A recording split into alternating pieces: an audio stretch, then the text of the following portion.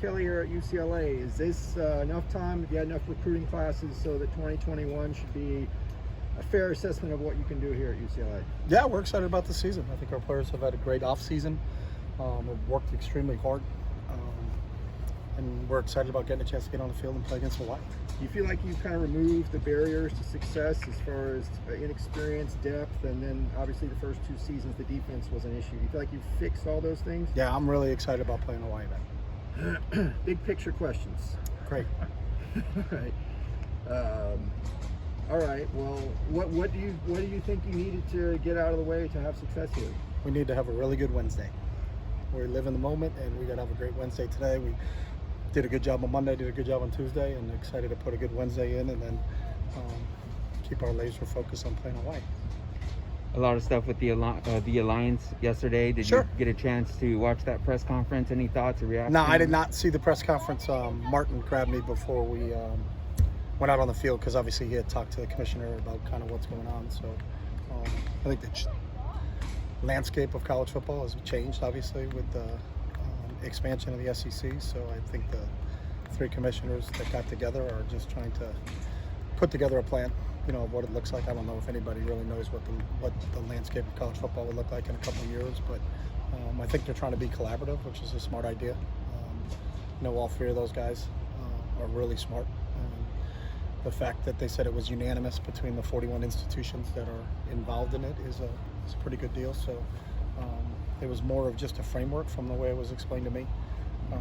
And then moving forward, they're going to try to really be a collaboration between the three conferences to be able to handle the adjustments that are going on in college football right now. So. At the very end of the Q&A, Commissioner Playoff said that he would be open to going to the TV partners to talk about dropping the Pac-12 to 8 conference games in the near future in order to get in a game within the alliance structure. What are your thoughts on going down to 8 conference games?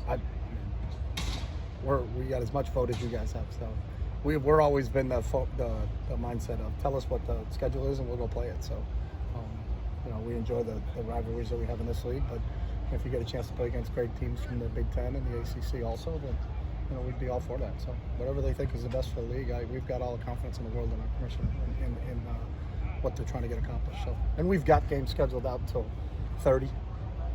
So I think it's going to be a ways away. If they drop it and go to 8 conference games, that means you can pick one more up. So we'd be excited about that. Last year we saw Chase Griffin come in for Dorian Thompson-Robinson. He looked prepared, had mastery of the offense. We saw the official depth chart with Ethan Garbers. What do you see from him in terms of preparedness and mastery of the offense? Yeah, Ethan's really sharp. He's a real intelligent kid. He's got a year of college football experience. Was here, fortunately for us, during the spring, so he got a chance to really pick up what we've done offensively. And we're excited if Ethan goes in the game. We'll be, we don't have to make any adjustments in terms of play calling or things like that to say, hey, this is the only part that he knows. He's a sharp young man that if his opportunity is called upon, then I think he'll be able to go out there and really perform. Jay Shaw, returning starter, wasn't on the 2 deep. What's going on with him right now? Jay's in the mix. You can only list 2, so we're going to rotate. We're going to play a lot of guys on Saturday. We know it's going to be hot, so 2 deep is something that you have to send out, but I wouldn't be really concerned with the 2 deep, to be honest with you. Jay's going to play a lot of football for us. Same thing with Jay Toya? We'll see on Jay. We haven't sat down and talked as a staff about what the rotations will be, but I know Jay Shaw definitely will be in the mix. What are you seeing from Garrett DiGiorgio? He was on the 2 deep. Yeah, Garrett's done a really nice job. He's a kid we were very excited about in the recruiting process. He is a big, athletic. He's over 6'6". He's over 300 pounds. He's picked things up very quickly and has given himself an opportunity that if, again, like in Ethan Garbers, if he had to put himself in the mix, he would be in the mix. You're in the second to last year of your contract, didn't get extended after last year. How do you handle that with recruits who want to know that you're going to be here their whole 4 years, 5 years here? Yeah, I've got 2 years left, and we're excited about those 2 years. So we'll take care of business on the field, and the rest of it will take care of itself. Is that a problem in recruiting? Has not been a problem. Sam Marazzo is also not on a 2 deep. Should we take that as him being unavailable for Saturday? We haven't made that determination. Again, the 2 deep was sent out on Monday, so that was the 2 deep as of Monday. So I guarantee the 2 deep has changed, and today's Wednesday. So, and it will change again on Thursday, and it will change again on Friday. So, in this world we live in, there could be 20 guys on that 2 deep that aren't playing on Saturday. So, you got to be flexible and you got to have some agility in this thing in this day and age. So. And obviously, with having pretty much the whole offensive line back, some of those younger guys like Garrett aren't starting right away. Is that something that's kind of maybe a drawback of having so much returning talent and depth? Is that those young guys don't get the game snaps that they would have in a different season? Kind of lost me on that. Basically, just the freshmen who are playing well, who maybe would have got a lot of game snaps 2 years ago, aren't getting those game snaps this year. Is that a drawback of having a lot of returning guys? Or? I've never felt like having a lot of returning guys is a bad thing. So you look at it as a positive thing. So, and the best players play. There's always competition, and the best players will find their way on the field. You guys have. We'd rather than have the alternative where we got to line up with 5 true freshmen out there and then say, hey, this is a great thing. So, you can spin it any way you want, but I think having depth is a really good thing. So, Coach, what's your team's mindset heading into the first game? they're excited about the opportunity to play. We've last played in December.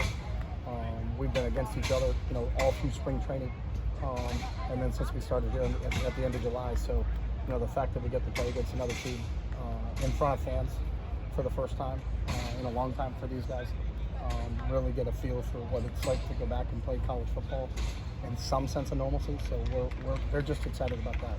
So you can tell there's an energy and a juice with this group, but they just can't wait to play another team right now. So. You guys haven't won a non-con game since you've been here. How much does that eat at you? How much do you want to get that out of the way Saturday? Again, we want to win every game we play, Ben. So we don't look at it and ever talk to our team about this is non-con, this means this. This is con, this means this. This is a home game, this means this. This is an away game, this means this. I think that just kind of convolutes it. I go like my normal statement that I will say a lot. It's TBU. It's true but useless. So we're not going to talk to our guys about, hey, this is a conference game. Let's approach this differently. We get an opportunity to play against a really good, well-coached Todd Graham team out of Hawaii, and we're excited to go play the game. Is that a different mindset for winning a season opener? Because you haven't won a season opener. You want to win yet? every game, though. Yeah. I think you're trying to couch it and maybe write a narrative, but I don't think anybody ever says, hey, let's win the opener. We don't care about game 2. And game 3 is an out-of-conference. Let's not worry about that. But then when we get into conference play, we're going to change our mentality. You want to win every opportunity that you get a chance to get on the field. In football, you don't play that many regular season games. This is not basketball, baseball, or any of those other sports, so that you don't have that opportunity. So you don't have the opportunity to say that the opener is more important than this game. Every game you play is extremely important, and you never know what the outcome of the game is going to do down the end of the road. So every single game we play is important, and every time we get a chance to compete is important. And we only have 12 opportunities right now, between now and the end of the season. So we're going to put everything we have into this game, and then when this game's over, we're going to regroup and put everything we have into the next one, and so on and so on and so on. That's time, Coach. Okay. Thank you. We're good. Thanks. Thank you.